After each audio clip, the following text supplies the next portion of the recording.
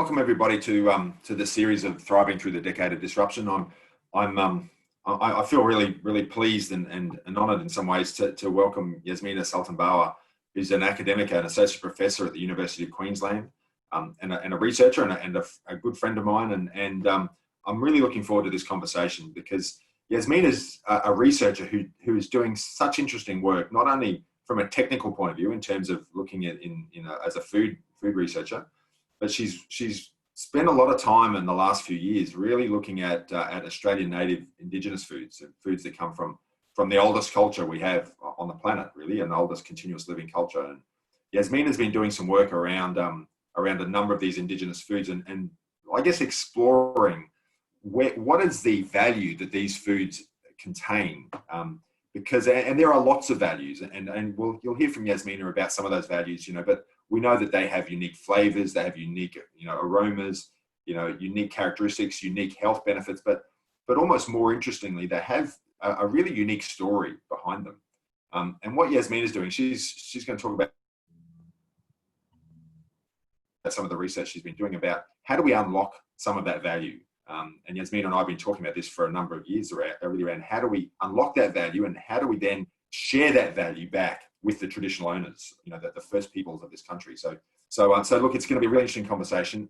Yasmina, thanks so much for joining us in this series. I guess what I'd really like to start with is we'll get a little bit into your background and maybe tell us about what your role is and what you do. But let's just dive straight into some of the work you've been doing, say Kakadu plum, because you've actually done a lot of work over a long period of time. And then we'll reverse out of that and talk more generically about some of the work you're doing and where you're going. But talk to us a little bit about your position and how you got into this and about what you've done with Kakadu plum and where that's heading.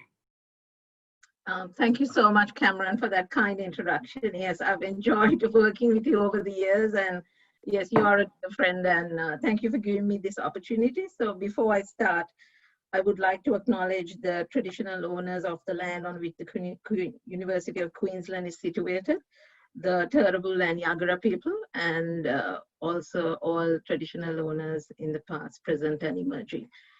So yes, I think Kakadu plum would be a very good place to start. Just a little bit about my background. I'm a food scientist. We'll talk about the other background later.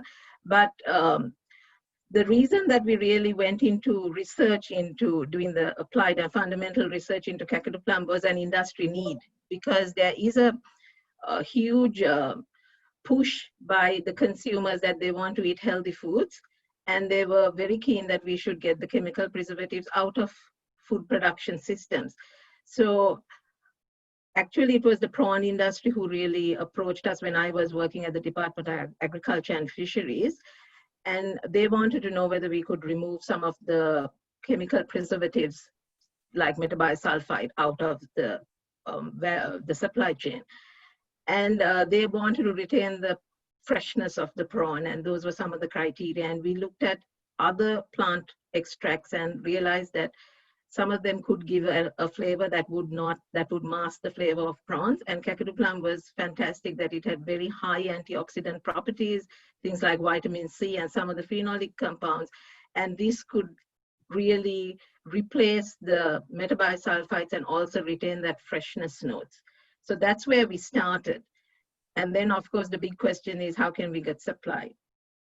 If it's something that's unusual, we haven't heard about it, what is it, where do we get it, can you give it in sufficient supply? So that's when we started exploring where this grows, because earlier we were buying it off a company called Coraji, and Coraji was just selling their business to an indigenous community in the Northern Territory, which was Wadai. And then we started making that connection with the indigenous communities to understand what is happening within the communities and if they would be able to develop a supply chain for us to buy that product. Okay. Tell us a little bit about just the technical elements. So how does Kakadu plum work in terms of improving the shelf life, and how good is it compared to, say, the traditional chemical process? Okay, so Kakadu plum is it has some chemicals which are known as phenolic compounds, especially a compound called ellagic acid, which has antimicrobial properties. So what we had to do in terms of research was really look at all the prawn farms in Queensland and harvest the prawns, and then look at the spoilage microorganisms that grow on these prawns. And then we found that some of those bacteria that really gives that off odor and all those, the smells that we don't like, can be inhibited by using Kakadu plum. So Kakadu plum had the ability of acting as an antimicrobial, and therefore it becomes a natural preservative. But what was really interesting was it was not only stopping the growth of the microorganism, but it was also retaining the freshness notes. So if any off-flavor notes were produced, because of these potent antioxidant properties, it was absorbing the off-flavor notes. So even after 14 days or 21 days, you could still smell the freshness notes of the prawns. And we had sensory panelists from the industry, so they are quite harsh. They know the prawn inside out. So when they really, tasted it, they could say that there was a difference. And another aspect of that project was we were also able to, in Australia, the prawns are eaten as a cooked chilled prawn, and then also we freeze it. So the orange color that is due to the astaxanthin, when it oxidizes during storage, you can get that kind of a yellow tinge. So the orange color kind of becomes yellow, and then the consumer doesn't like that. You don't get a premium price. And again, the vitamin C in the Kakadu plum could actually prevent the degradation of astaxanthin. So the prawn can be in frozen storage. It can keep for 18 months with that beautiful color. And something like that can give a higher price at the end for the industry. So, and it doesn't have any flavor. So it's bland. So that's a big plus. And then we have also done frozen meals. So Cameron, we also use this knowledge to extend the shelf life of frozen meals in things like lasagna and Thai chicken curry with Karen Sheldon Catering, which is a catering company in Darwin, in Northern Territory. And we managed to replace butylated hydroxyanisole, which is a chemical antioxidant, which is actually been removed by most markets because it has some hazardous effects. And Kakadu plum could replace it at that level. So now this industry uses it, and these meals go back into communities. So we are replacing some of the discretionary meals like the fried chicken and the potatoes and things like that with these healthy meals that don't have any chemical preservatives. So it's kind of a big plus for communities and for the industry because everything is natural. Yeah, that's wonderful. So we know quite often, Yasmina, we do lots of research. Researchers do lots of research, but the real hard part is the translation of that research into impact. So obviously the prawn industry was interested. They might have provided a bit of funding for this research. The DPI did the research. You found out that it worked. Is anyone using it? Yes, Cameron. So for the past 5 or 6 years, the prawn industry in Queensland has been using it. And the Department of Agriculture and Fisheries has been producing it for the prawn industry for commercial usage. And about 75% of the prawn industry uses it now. And from the last that I heard from the department, they're negotiating that this be taken up by a company that can produce it. And then they will produce it commercially. And at that stage, we will introduce the indigenous communities for them to speak to that commercial entity that's going to produce it and talk about access and benefit going back into communities. So at the moment, community sells it because it's being produced by a government organization. We don't call it a commercial producer, but a commercial producer is when an industry partner comes on board. But the prawn industry as an end user has been using it for about 6 years now, very successfully.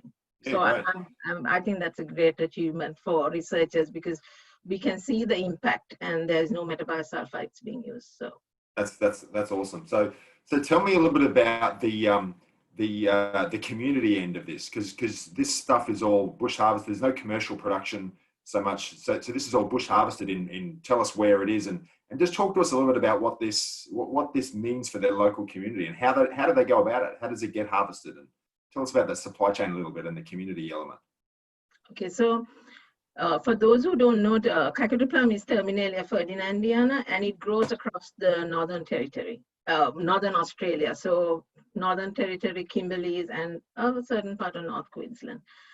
So we work across communities right across Northern Australia, so Northern Territory and the Kimberleys, and we have been funded by the CRC Northern Australia for improving the efficiency of the Kakadu plum value chain. So in terms of communities, this is seasonal. So in the Northern Territory, they would harvest it in about maybe February till about May.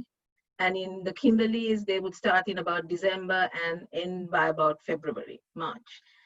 So you see that it's seasonal. But what we noticed was when we go into communities, this Kakadu plum to you and me is just a fruit, and we use it maybe like a functional ingredient. But this is a part of their culture.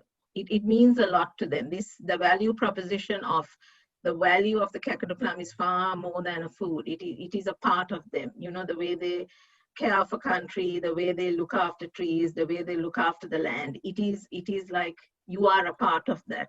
And you have to understand that culture. It is very valuable, and we learn a lot from them because they respect the environment so much. They tell these stories to their children. So when we go harvesting with them, this is like a big, a very precious time for the communities, because families go out into country, they share stories, and there's a lot of information that's been shared. And so it's not only monetary. Monetary is a small part of it. I think more than anything, it's the cultural benefit and the social benefit that really carries a lot of value. And they are very interested in also understanding what happens to the fruit, what are you using it for. So some communities are very keen to understand if it's used for food, they're very happy because they are happy that people are being healthy.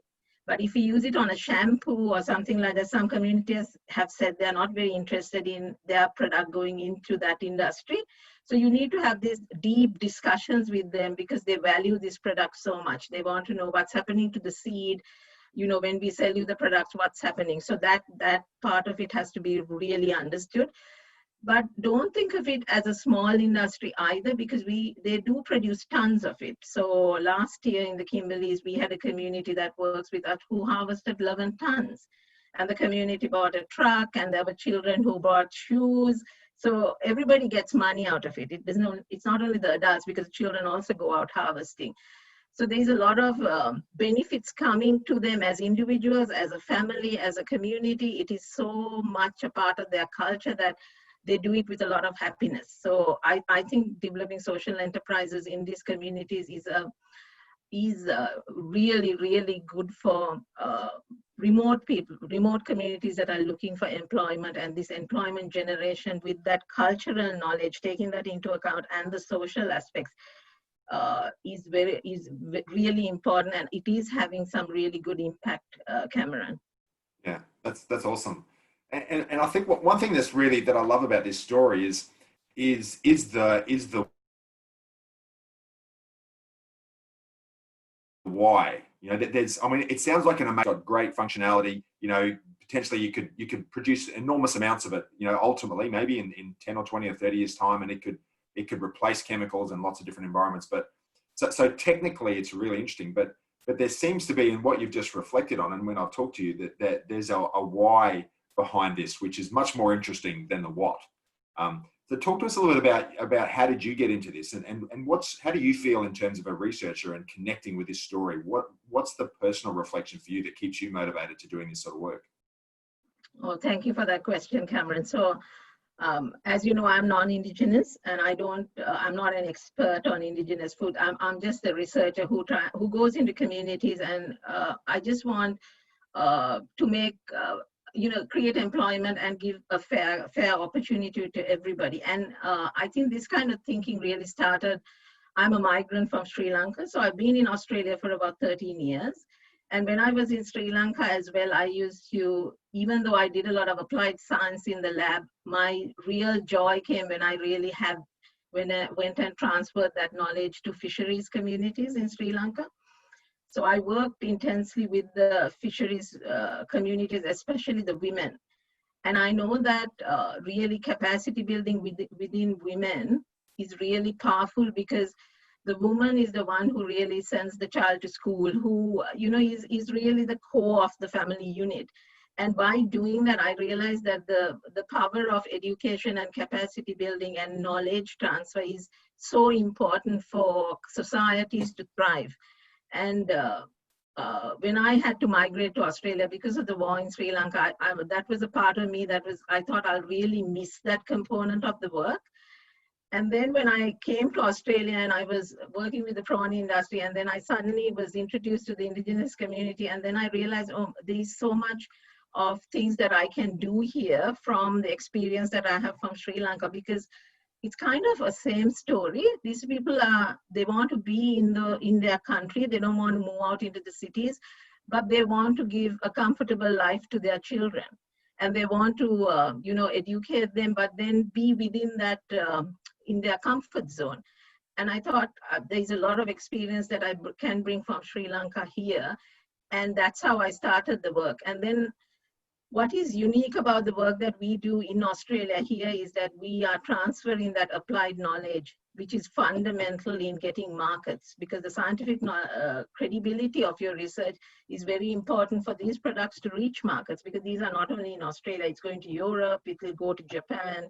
Now USA is buying this product. So if there's no scientific credibility on nutrition, safety, toxicity, how it affects you, you won't be able to sell it. So the science is very important, but the real reward is when you have the impact. And over the years, I have learned that we can't do it alone, that we need to have industry partners who are helping us. So now we collaborate with a lot of like Kindred Spirits enterprises that are enterprise developers, who have that experience, and then we get our science impact through them and working with them, because now it's getting a little bigger for us to handle it as a team. We need to get more, we have to become multidisciplinary, almost transdisciplinary, because we are really now creating a holistic approach to this, enterprise development, not found anywhere in the world, I think.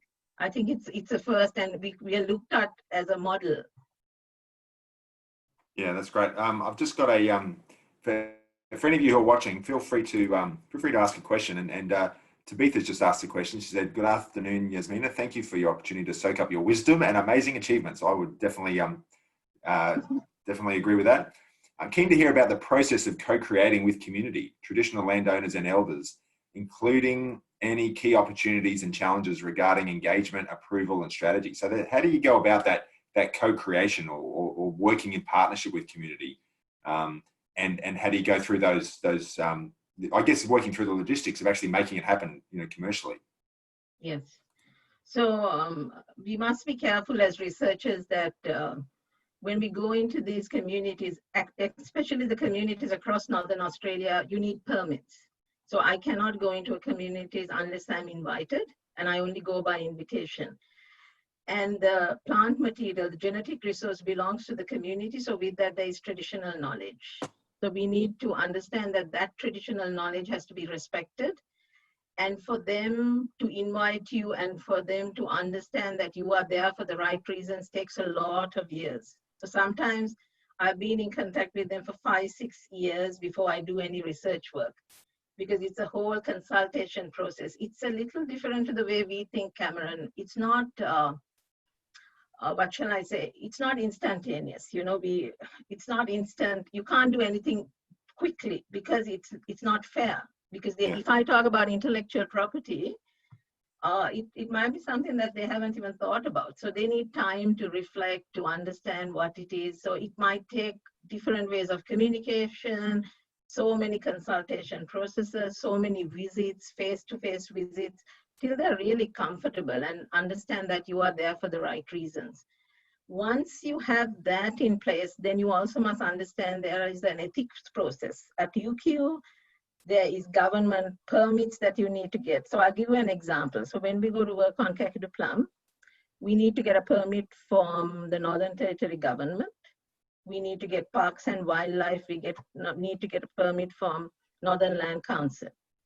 Now the community that's working with us needs to get a commercial harvesting permit. So that's section C. I need to get a research permit. Once all that is in place, I get a support letter from the community saying that they welcome me to come And while that is going parallelly, I work with UQ Ethics, saying that I'm going to this community, this is what I'm going to do, and I submit all my ethics documents so that UQ is aware of what I'm doing and they approve it. Once that is done, then the green light is on for us to go. But once you go there, then they want to know, what am I going to do with my plant material? How am I going to get the results? You know, all that conversation has to happen. And then we get what is known as a project agreement, like a template to tell them in 12 months, this is what I will be doing with you. If I have PhD students traveling, then I also have to introduce the PhD project and then give them an understanding of what the student is going to do. So if you get those processes in place, then everything becomes much more manageable. And then you are doing the right thing. I think it's, don't think that it's daunting. It's just that we are creating good, what shall I say, good practices, a model for good practices. Once we get those, then I think UQ also has a very high standard of engagement with communities once we have these in place. So we should be, I'm hoping through the ARC Training Center that we can develop these best practice protocols so that we do the right thing, and that's like a model for other people working in this area to adopt if they are interested. Yeah, that's great.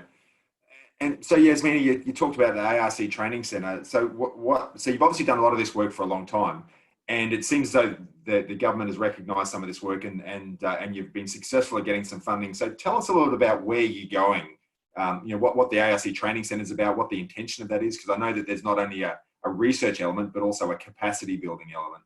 Talk to us a little about the Uniquely Australian Foods CRC or ARC Training Centre and what that's about, and where do you think this research is going over the next 5 years? Okay, so the ARC Training Centre, if I tell it, I mean, in a couple of sentences, a goal of the ARC Training Centre is to convert traditional knowledge into branded products, using an Indigenous advisory group to advise us on how we do this, whether we do it ethically and culturally and all that. In addition to that, we have a group of industry partners who are willing to take these products and market and distribute.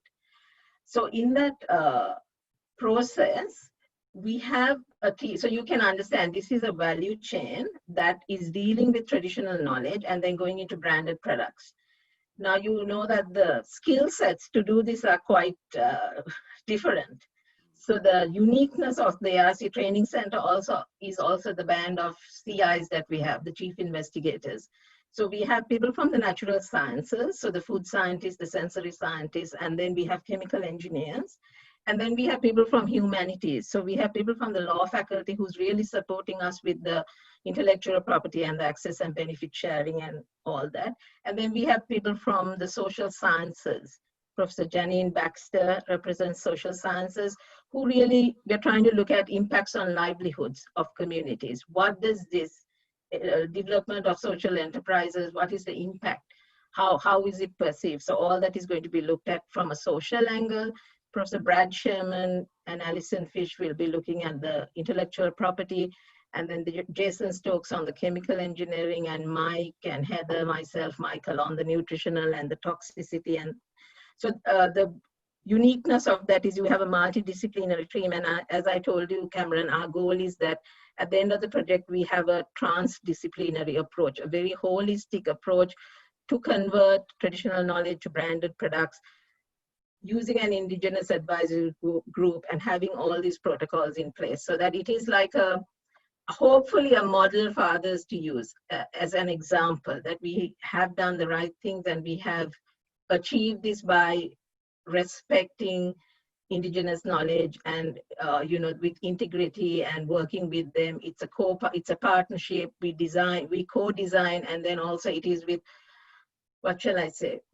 It's always with their consent and consultation with them. So at the end of the project, we also will have 10 PhD students who are trained.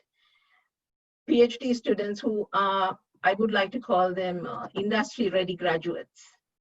Graduates who will understand the whole value chain.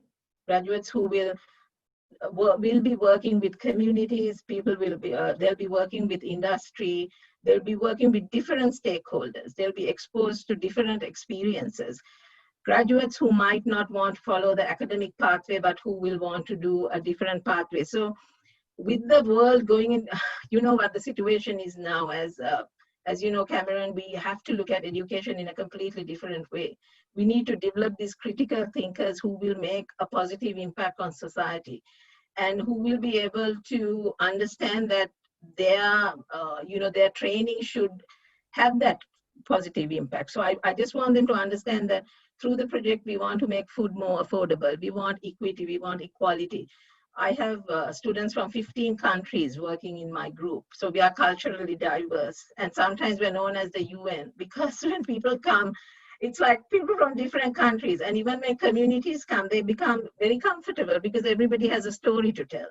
So I have people from Africa, Bangladesh, Asia, all over the world. So it's rich stories that we share.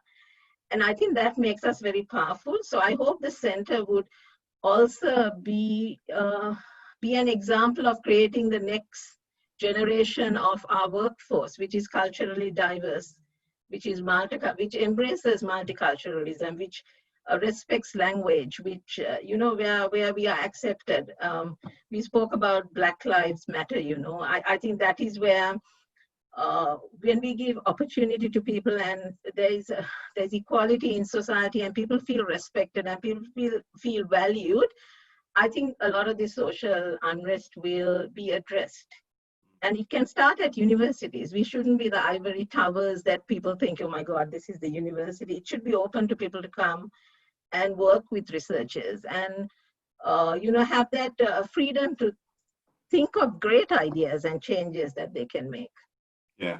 Well, what I love about this is and you're absolutely right to call out the current environment. And the reason why we started a series of discussions, this mass disruption that's happening. And Mark Dodson, who's a professor at UQ as well as at Imperial College, wrote a paper for the World Economic Forum about the Great Reset. This thing that's going to happen because we've had massive, disruption. And in some senses, what he argues in this paper is that universities have a core role to be a key instigator of this great reset, of this new paradigm that we need to see. And I think the idea of this merging of science and technology and understanding with a story, I think that, and that's what I love about what you're doing there, is you've got a merging of story, of provenance with science and with innovation. And that's really potentially a really powerful tool. So Yasmina, can you tell us a little bit about where you're going? You've done all this work on Kakadu plum, but we know that Australia is one of the most diverse countries in the world from a botanical point of view. We've got, there's probably thousands, I guess, of plants and maybe certainly hundreds that have commercial potential. What are some of the other things you're working on, and where do you see this going over the next 5, 10, 20 years? What's your vision for where this might go from a product point of view? Great question, Cameron. Kakadu plum is the start, and Australian natives, there are thousands of species, of which about 18 are commercialized now.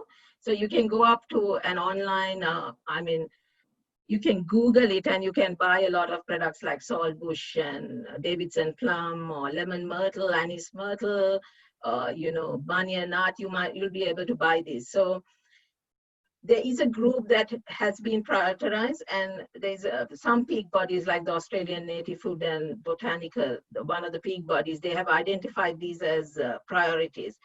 But when I go into communities also want me to study their products. So I'll give you an example. We work with East Arnhem Land, and they wanted us to look at the green plum, which is the Bucovania obovata. Absolutely delicious fruit, not like the Kakadu plum. Kakadu plum is a bit tart, so you can't kind of eat it. But the green plum is very nice. So we have competition with the communities to harvest because we are all eating it more than harvesting.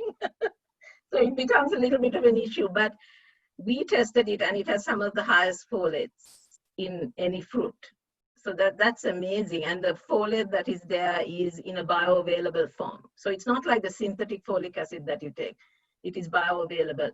And that has a lot of implications in terms of chronic diseases because they think fatty liver disease and all that There's a lot of studies going on, you know, in rat trials are in progress that the biologically available folic acid can prevent some of these diseases. So that becomes very interesting. So we'll be working with East Arnhem Land communities to try to get green plum just like Kakadu plum. And what is interesting is green plum comes just after Kakadu plum.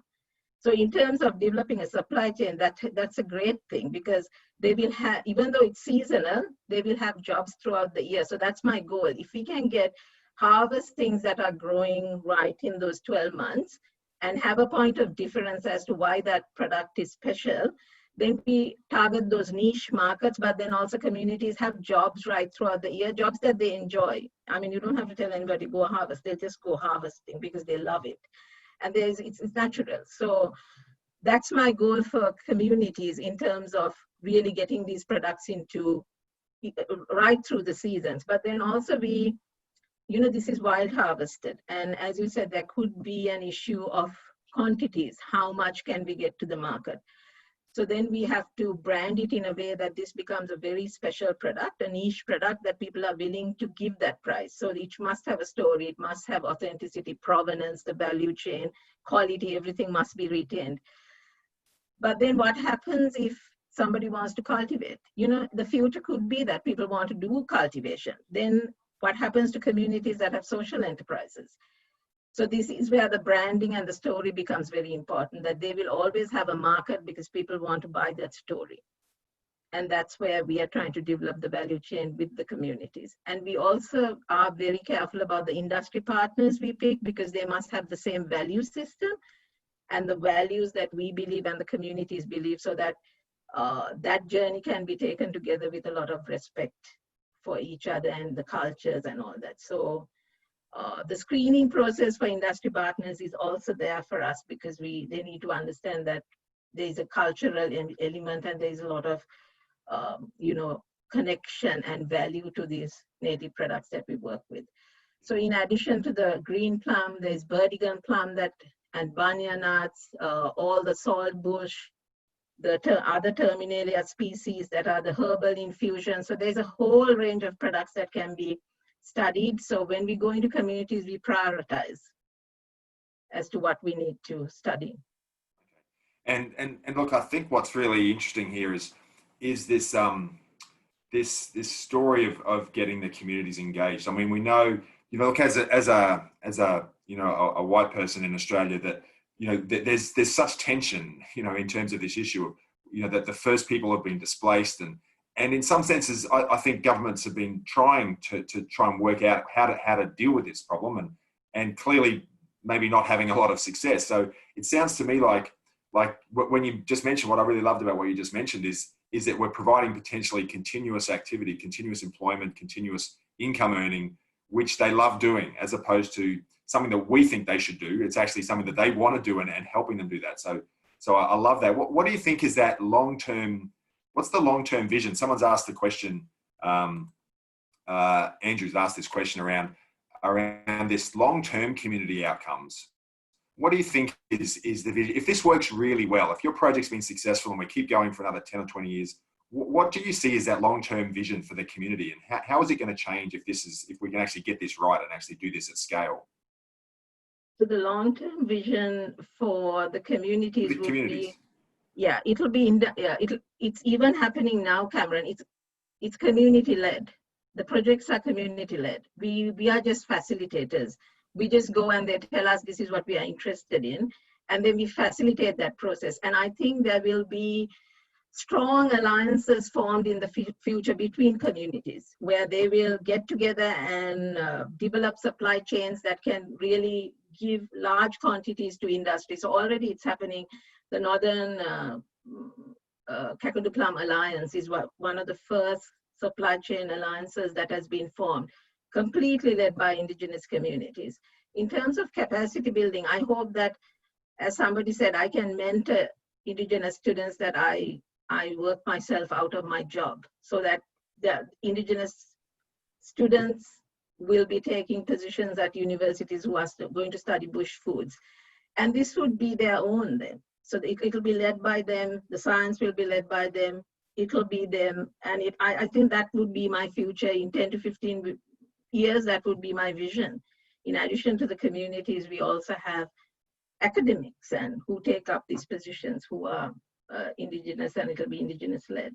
Yeah, that's a wonderful vision and aspiration, I think, to get the indigenous people who've been the custodians of these products which have come from their land, over 60,000 years or longer, to actually then, I guess, getting some benefit from modern science. Yes. To understand their land, understand their country, understand their story, and be able to almost unlock additional value in addition to what is already there. I think that's a great aspiration. So Vincenzo's asked a question, again, talked about how fascinating the work is and the diversity of co-workers. And he's also asked this question of do you see a business model that's relevant that could work with corporate, with the big end of town in terms of, say, the food industry?